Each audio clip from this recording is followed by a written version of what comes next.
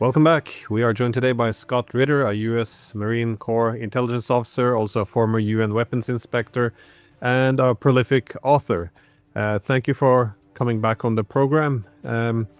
You've worked professionally in arms control and disarmament since the 1980s, and unlike our political class, I think you still have a healthy fear of nuclear weapons and nuclear war. Now, I've heard the rumors that there are discussions now in Washington about the possibility of using tactical nuclear weapons against Iran. Again, I have to stress rumors, but the premise here is that the conventional war is not going as planned, and then the options are being discussed. And furthermore, there's already been attacks on Russia's nuclear deterrent and early warning radars.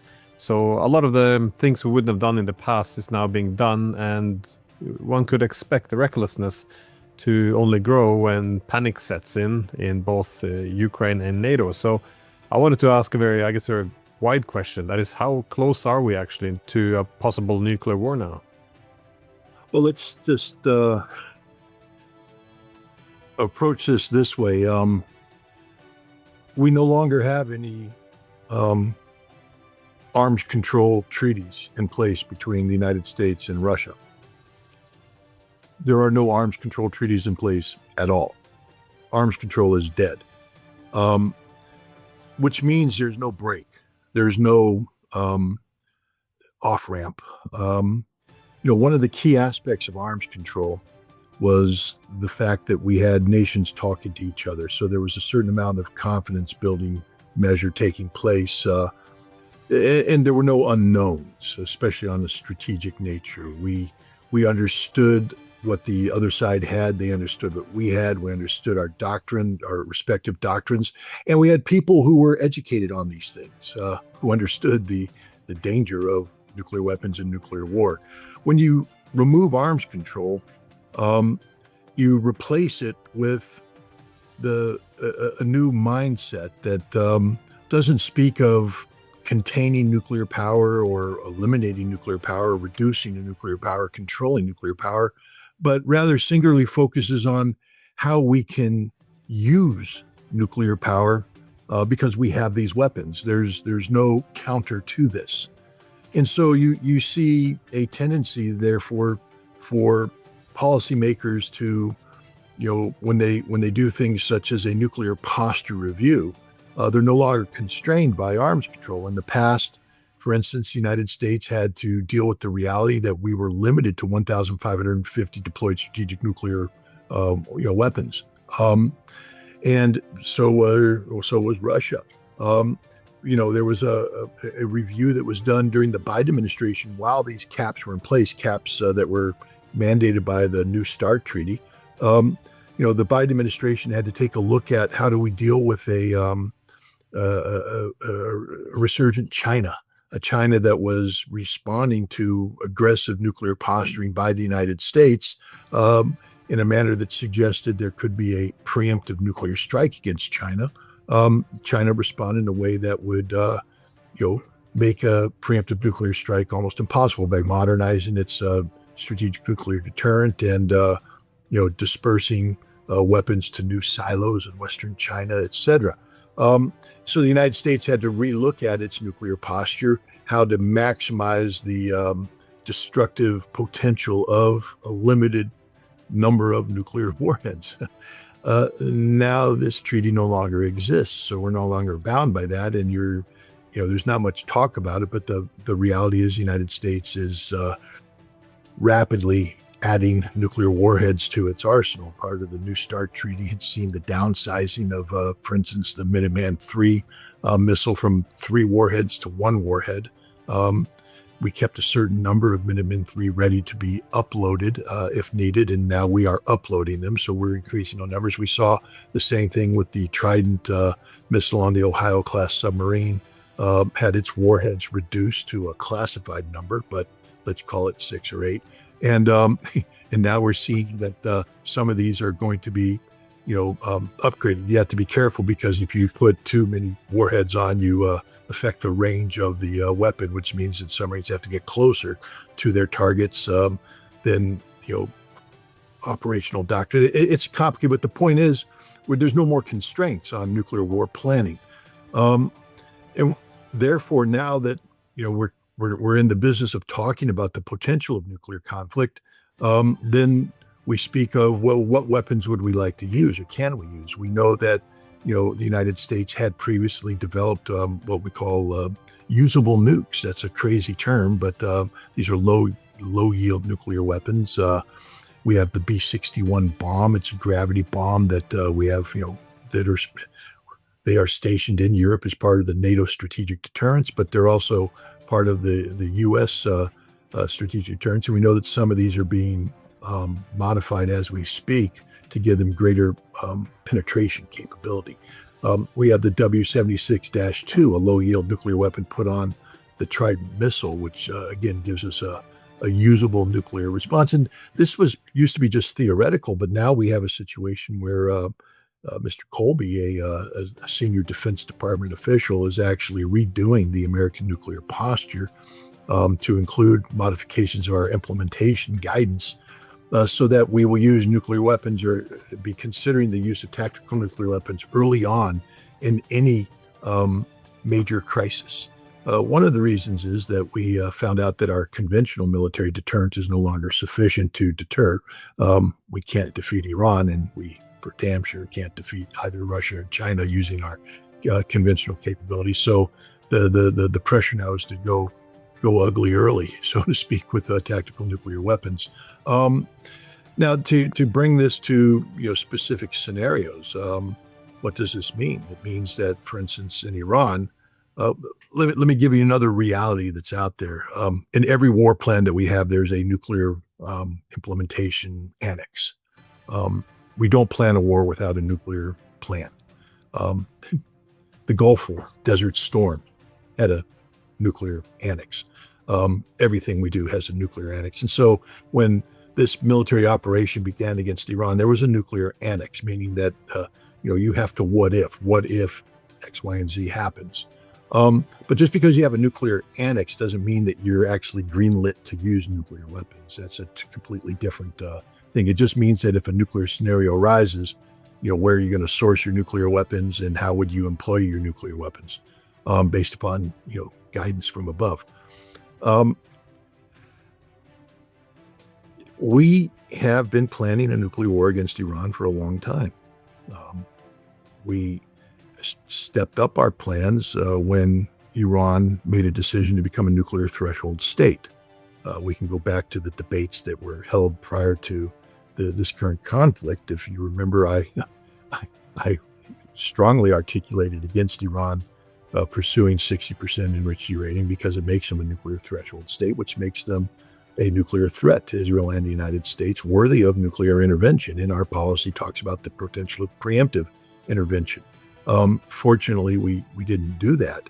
But now we have a situation today where the president has articulated Iran as a nuclear threat, and he has said that Iran will not be allowed to have a nuclear weapon, which means Iran cannot be allowed to exist as a nuclear threshold state. And the question is, how do we resolve this issue? And the fear now is that Iran has moved its 60% enriched uranium into a deep underground facility that's impervious to any conventional military intervention. Pickaxe Mountain, I believe, is the name of the target. And so, there is active planning taking place right now on how to destroy Iran's nuclear potential, threshold capacity. Conventional weapons won't do it. And so if the decision is made to destroy Iran's nuclear potential, nuclear weapons would be used. And that's where we're at today. Fortunately, the intelligence, we could just look at how insufficient the intelligence is. If you remember the failed, whether it was a pilot rescue mission or was it JSOC doing something else in Isfahan, we still don't know. I'm leaning towards JSOC doing something else in Isfahan. But Isfahan was singled out as the place where Iran had put its 60% enriched uranium, and specifically in a series of tunnels in Isfahan that were then sealed up, because the whole idea of the JSOC intervention was to get the D-boys and the SEALs up on top. And remember, President Trump bragged about how they had special equipment to go down. Well, you don't need that to rescue a pilot. That's to go into the tunnel through various mechanisms that have been identified. Well, we didn't do that, but it means that we had I'm just here to tell you that JSOC doesn't launch raids of this nature with insufficient intelligence. They literally, back when they were grabbing high-value targets in Bosnia, they needed to know, how many steps up the stairs they had, which way the handle turned, what was the construction material. All this had to be known before they would commit to an action. I can guarantee that they demanded a lot of information from the U.S. intelligence community before they would commit to a raid of this nature, which means that there is a high degree of confidence that the 60% enriched uranium was in Isfahan. Why is this good news? Well, the good news is that the Isfahan tunnels haven't been unsealed. And so anybody who's trying to say that, Pickaxe Mountain is now the location will have a hard time explaining how the enriched uranium went from Isfahan to Pickaxe Mountain, which means that the people who would execute a nuclear strike order are required under law to review this from compliance international humanitarian law. And right now, I think it's safe to say that this order would be rejected unless there's new information that comes out where Iran says we have it, we're getting ready to do it, etc. But there is planning going on right now about to use nuclear weapons against Iran. There's no doubt but it's not new. This planning has been happening forever. The danger isn't, with Colby's planning, isn't Iran, because we always had a nuclear annex to this place. The danger is China and Russia right now, because the United States hasn't modified its stance regarding Taiwan yet. We continue to provide Taiwan with military capabilities that are at odds with the policy objectives of China. And this could lead to a military clash. And the United States has no ability to defend itself or Taiwan in the case of a stand-up, drag-out fight with China. We would have to use nuclear weapons early on. And this is problematic. The same thing with Korea. We just canceled a war game. Not canceled, but we significantly reduced our participation in a war game. But that war game had a nuclear component to it. It's just the reality of conflict with a nuclear-armed North Korea. But now when you speak of North Korea, I think the plan would be modified. It would have to be modified to go nuclear from the start, because we have no other conventional capability of sustaining resistance. Russia, if NATO was stupid enough to, for instance, implement the plan that was leaked in German media last week, the Kaliningrad option, we would have to go nuclear early, because we don't have the ability to do any of this with conventional weapons. We have zero conventional capacity in Europe and in Asia and against Iran. And yet we haven't modified our posture vis-a-vis all three of these, so that if there is a conflict, we would either have to surrender, which I don't think the United States is in the business of doing, or use nuclear weapons, tactical nuclear weapons early on, which would immediately lead to a general nuclear exchange and termination of all life on the planet. So should we be worried? Yeah, we should be scared to death. This is one of the most dangerous periods. If you were one of these people that just sat on the sidelines when I was talking about the need for arms control, get off the sidelines. It's time to take a side, and everybody should be shouting out from the top of their lungs that now is the time, not just for arms control, but for arms reductions. We have to get rid of these nuclear weapons. They will be the end of all life on this planet if we don't do so. Yeah, I find it, well, it's important that, this doesn't always start with Trump. People always point to Trump, but as you suggested, the shifts in, this nuclear documents, a lot of this began also under Obama, though, if you saw from 2000, and then I guess, when Trump makes the point now, though, that, he can't accept Iran having nuclear weapons, or if Iran had nuclear weapons, they would already had used them. I mean, this is like building a case for the use of nuclear weapons. And again, all this discussion which you mentioned about making nuclear weapons more usable, again, this precedes Trump by many years. And the whole idea, we can use lower yield warheads, the delivery systems, that make sure that we don't have to use the big strategic nukes. All of this is introducing nuclear weapons, limited nuclear war as an option. The problem, of course, is always that once they go off, you can't control the escalation ladder anymore. But regarding Russia, though, you mentioned Kaliningrad, which is important. I also think that's the most likely path to a nuclear war if NATO does something foolish towards Kaliningrad, as the Russians would have, I guess the nuclear option would be possibly the best among worse options. But how close are we with something like this with the Russians, though? Because from what I understand, we got closer, or close at least, under the end of the Biden administration. I know there were some discussions whether or not the Russians were bluffing, but how do you see this? How do we look now? Because when Trump took over, it looks like everything died down a bit, that the Russians bought into his end the war in 24-hour rhetoric, and the whole thing seemed to scale back. But now it appears to be moving forward again. Are we further away from nuclear war now than we were at the end of the Biden administration, or was that bluff? How do you see this? Well, there's a couple things. First of all, I think we need to remind people just how close we were to nuclear war under the Biden administration. This was, Russia in 2024 was looking for a way out of the Ukraine conflict. They weren't married to unconditional surrender. They were open to, this. But at the time, you had people who interpreted the Russian openness towards a negotiated settlement as a sign of weakness. And so there was a lot of effort. Remember, in August of 2024, NATO invaded Russia. I just want to remind everybody that NATO sent 70 to 80,000 NATO-trained, NATO-equipped Ukrainians into Kursk, an invasion of Russia. And it wasn't a little invasion. They were trying to seize a nuclear power plant as a leverage over, to create leverage for an exchange with the Zaporizhia nuclear power plant. This was a big deal planned by NATO, which means that everybody agreed to it. This wasn't the Ukrainians waking up one morning going, "Hey, let's just go into Kursk."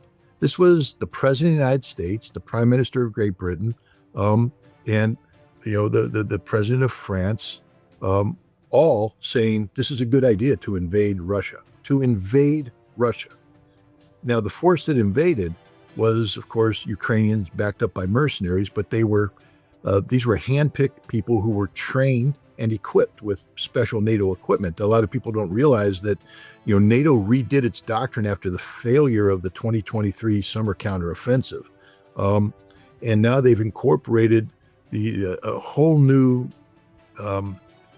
AI-driven operations intelligence fusion concept, where the tactical units, the Ukrainian tactical units, were given these iPad-type devices that they would be told, go here, go there, because the intelligence was looking at the Russian force disposition, identifying gaps, and then AI would predict Russian response times, etc., and they pick the path of greatest opportunity, and they would direct the Ukrainians, and the Ukrainians were able to make big strides into Russia. I mean, it took a lot of courage on the part of some airborne troops, some Marines, and the Akhmat Special Forces to come in and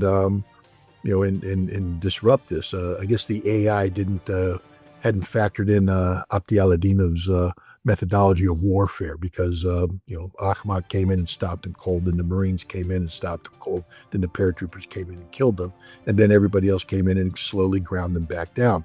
But this was a NATO intervention. Why is this important?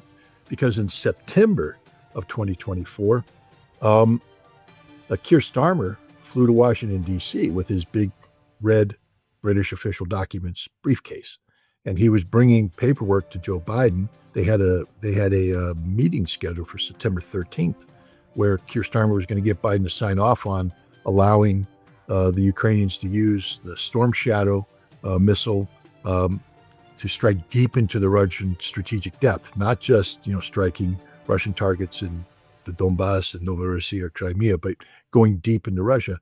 And the United States was going to sign off on the same thing, liberation for the ATACMS missile. This would trigger Russia's nuclear posture. Russia has said that if nuclear-armed nations provide non-nuclear-armed nations with the ability to strike Russia's strategic depth, even if it uses non-nuclear weapons, Russia will treat it as a nuclear attack by the nuclear states. And this is what they wanted. And they were feeding off of what was happening in Kursk, the invasion of Russia. So you have to keep that in perspective. This is where it gets a little personal, because on September 13th, the same day this meeting was supposed to take place, I was actually in the Russian embassy attending a concert. I had been meeting with Anatoly Antonov, the Russian ambassador, since 2023 or December 2022, to talk about Russophobia and how we can get the American people inoculated against Russophobia. And one of the things we talked about was cultural events to expose an American audience to Russian culture. This is a big thing for Anatoly Antonov. He'd been working really hard to get these concerts going against all odds, because nobody in Washington, D.C. wanted these things to happen. But he had this, Rimsky-Korsakov, it was going to be a concert playing Rimsky-Korsakov's music. And I was invited. I've told this to the Russians. I'm pretty honest about it. I don't like classical music. I'm a Bruce Springsteen, Bob Dylan kind of guy. But it was a great honor to be invited. And of course I would attend, because you have to show respect. And this is something that Anatoly Antonov had been working on. I know he was excited about it. That night, he was not the same Anatoly Antonov. He was ashen-faced. Something was clearly had shocked him. And he cut the concert early, and he left. Well, it turns out that afternoon he had to make a phone call. There were people close to the White House who were asked to find out if the Russians were bluffing about nuclear weapons usage or not. And he was contacted by these people. And according to, not from him, because he's never talked to me about this directly, so this is still unconfirmed things, but according to people who would be in a position to know, he did make the phone call. And the answer he gave was that if ATACMS or Storm Shadow strikes the Russian depth, there will be a Russian response, and Washington, D.C. will be on the target list. And there was no ifs, ands, or buts about it. Now, that caused Biden not to sign the documents. He got furious. He was screaming at people. And Starmer left. He was upset. The United States then did a review now. Were the Russians bluffing? Because this, no president likes to be talked down by a Russian threat. So the question now that was asked is, are the Russians bluffing? This was a big deal. In November of 2024, Rear Admiral Thomas Buchanan, I think his name is, he is the J5, the Director of Plans for Strategic Command. He does the war plans. He was speaking at CSIS, I believe, a think tank in Washington, D.C. And during the question and answer period, he was asked, are the Russians bluffing? What does this mean? Is the United States ready for a nuclear conflict? And his answer was roughly this. The United States is prepared right now to have a nuclear exchange with Russia that we will win. Okay, let me just make that in layman's terms. He was saying that the United States is ready to have a nuclear war with Russia, and we believe it will win. Why is this interesting? Because in February of 2022, the same Biden administration signed a pledge with the part of the five nuclear weapons states that are articulated in the Non-Proliferation Treaty.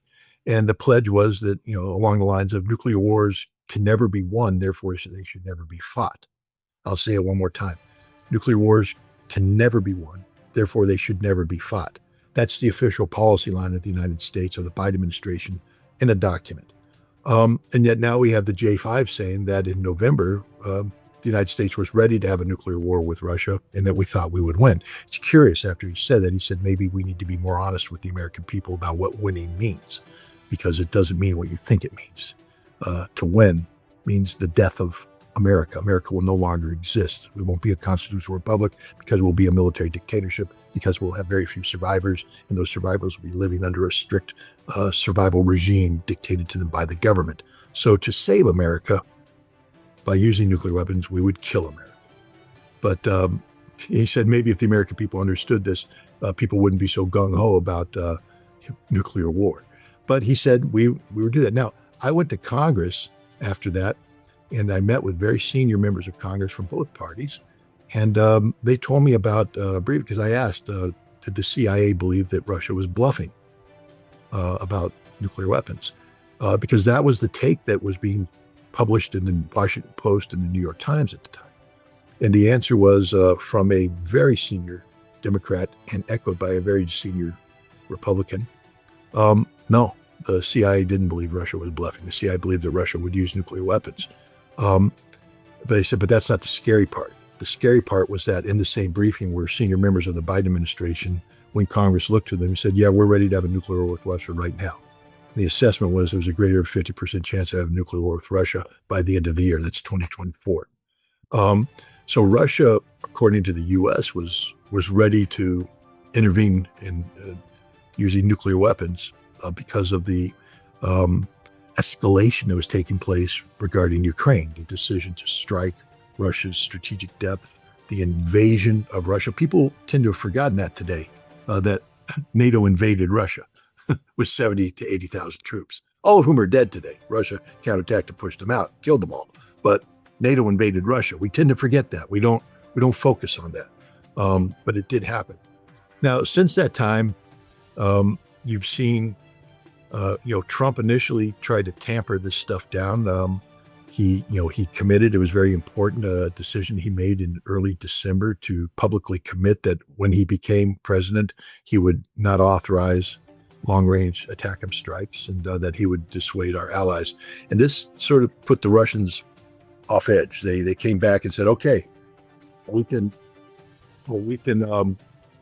my dogs were like, yeah, nuclear war. But the Russians were like, okay, we'll give you a shot.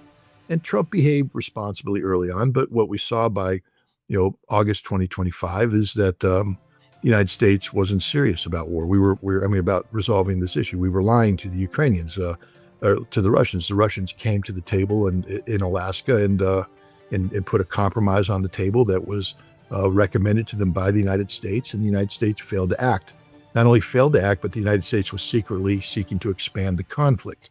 December 2025.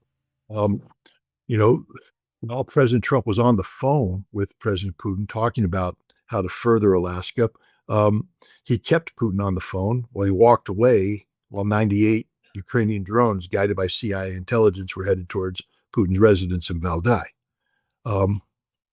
You can call it what you want. That was an assassination attempt, or at least it was an effort to put pressure on Putin. We remember in June 2025, the CIA and MI6 worked with Ukrainian intelligence to carry out Operation Spiderweb, where drones were launched from trucks against Russian strategic bombers. Again, one of those red lines to cross. So clearly, the Trump administration was lying when they said that they weren't going to threaten the Russians. We see Spiderweb was a direct assault against Russia's strategic nuclear bomber force, and Trump was trying to kill Putin or intimidate Putin through drone strikes. We see things of this nature. So here we are today, and we see NATO behaving grossly irresponsibly. We see the United States actively encouraging an expansion of the drone war against Russia in an effort to break Russia's economy, with the objective, and the Russians have finally called it out. Vladimir Putin finally called it out. You will remember, I know, because I've been on your show, and I've said that the strategy of the United States is to bring about a Moscow Maidan moment. That's it. That it's to defeat Russia by collapsing their economy, collapsing they're exhausting their military, and collapsing the society's will to continue to resist, so that they arrive in the streets and they bring down the Putin regime. That is the policy of the United States. And Putin finally said, yeah, they're trying to bring us down. It ain't going to happen. And Putin's right. But the point is, Russia recognizes this. Russia understands now that the United States is lying, that there is no peace process, there is nothing, and that the only way you bring this war to an end is unconditional surrender of a defeated Ukraine. Um, Now the question is, what will Russia do? There's a growing recognition in Russia because now it's an interesting debate flip. Remember the debate in the United States was, is Russia bluffing about their nuclear stuff? Well, now the debate inside Russia is, can NATO do anything? And the answer is no.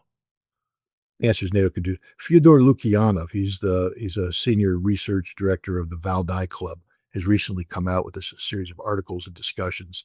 And this is important because Fyodor Lukyanov is somebody that I would say has one foot firmly in the Russian liberal elite, pro-Western liberal elite. He's not a clone of Sergei Karaganov.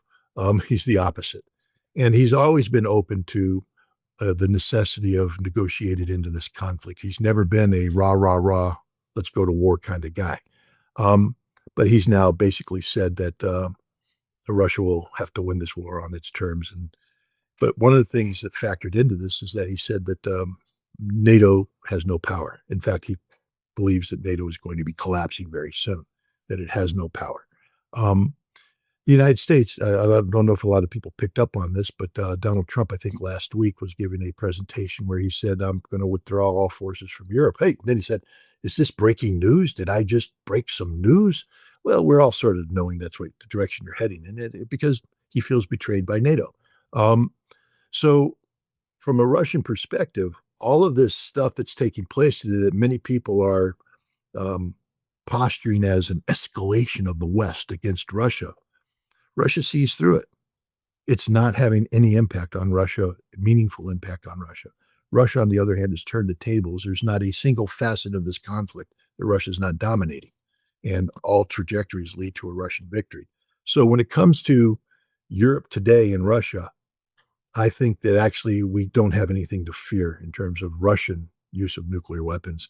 And I think there's just a lot of empty posturing. Things that would normally send the Russians, spinning, and probably did send the Russians spinning, was, I think it was the Northwoods Agreement. Is that the name of it? Where France and the United Kingdom got together last year and earlier this year and said, we're going to unify our nuclear policies and postures. And we have a joint nuclear plan right now. Well, in April 18th of next year, there's an election in France, and I don't think Macron's he's not on the ballot, and I don't think his people are going to win. And Marine Le Pen, who is leading right now, looks like the winner. That's the end of the Northwoods Agreement. She will not tolerate French, British unity of nuclear posture. You have the Finns bragging that France is ready to send Rafale fighters with French nuclear weapons deployed into Finland. That won't happen once Marine Le Pen is in. So a lot of the posturing taking place today is all the Russians have to do is wait it out. It's just wait it out and it goes away. England is collapsing economically. Their ability to sustain their new independent nuclear deterrence financially is questioned. All their damn nuclear subs are in the yard because they haven't been repaired for years. Germany is talking big. I mean, they now have 12 billion euro for a long range strike capacity against the Russians. But Merz is on the way out. AfD isn't going to buy into this stuff if they get elected. So from the Russian perspective, all you have to do is wait Europe out and Europe goes away. The biggest problem for Russia is Trump. Trump is emotionally unstable. That's the official pronouncement of the Kremlin. And they just have to, treat him like the child he is. If you don't want the baby screaming on an airplane, maybe you have to hand him a lollipop now and then, distract him with a blanket or do something. They're treating Trump like a child right now, a dangerous child, but a child nonetheless. But I don't believe that there's a danger of nuclear war in Europe. There's a huge danger of nuclear war in the Pacific. This is the front that everybody's not paying attention to right now. A lot of people aren't focused on what North Korea is doing. North Korea is launching a whole bunch of missile exercises right now that normally would irritate Donald Trump. But yeah, they are also sending thousands of troops into Russia. who are directly participating in the conflict against Ukraine. Now, I believe the current North Korean contingents in Voronezh, they're launching their missiles there. So you can't say they're involved in the SMO directly, but there's evidence, the Ukrainians have provided forensic evidence that North Korean missiles have been used to strike and participate in certain of these strikes. And North Korea's now looks like they're upgrading their missile force, not just to the Iskander-M equivalent, but they're going heavier. Heavier North Korean missiles are coming in with much larger warheads, 2,500 pounds. This will be devastating when they impact. Plus, they're getting practical. To quote the Western, to the American military spokesperson, North Korea is getting firsthand experience in European-style warfare that they're bringing back to upgrade their military. And this is a problem for the United States. Now, people will say, well, wait a minute, didn't Trump just say nice things about Kim Jong-un? Well, let me introduce you to Donald Trump for a second. He's emotionally unstable. And you do know that once Trump commits to something hard, he's fully capable within a very short period of time of doing a 180-degree turnaround. And if Trump gets the feeling that he's being disrespected or somehow the United States is being put in a embarrassing posture, he may double down on stupid with tensions high.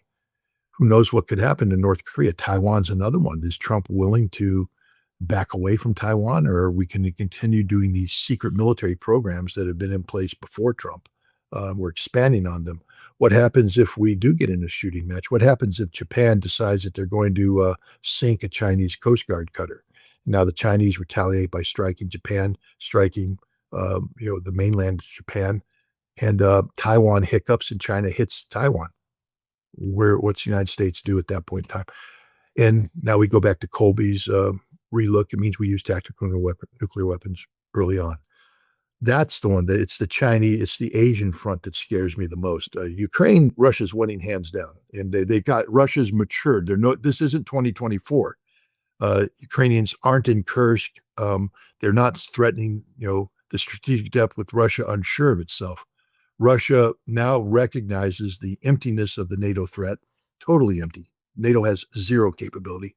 And they're winning in Ukraine, so they don't have to worry about that aspect of it. And the United States is pulling back. And as long as you manage the Americans properly, that withdrawal will be complete. But Asia is the one that scares me the most. One often forgets about Asia due to the horrors happening now in Europe and the Middle East. But no, it's interesting, the point you made about how the mood has shifted a bit in Russia. The Fyodor Lukyanov, where we